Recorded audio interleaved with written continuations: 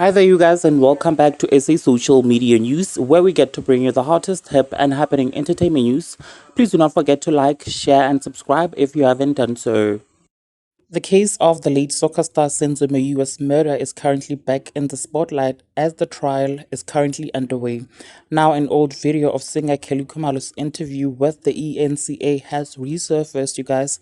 And in the video, Kelly says that her son, who was 3 years old at the time, recognizes the identity of man who killed Senzo. Please check out this video. Remember Senzo very well. So he asks about him every now and then. I need to just make up a story because I feel like he's not ready. He remembers a lot. Because I remember at some point he saw some guys that were put on TV and he said, I don't like those uncles, they killed my father. That's what he said.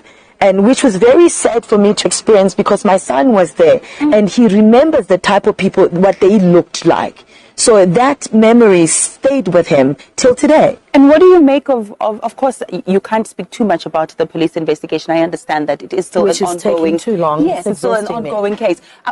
Because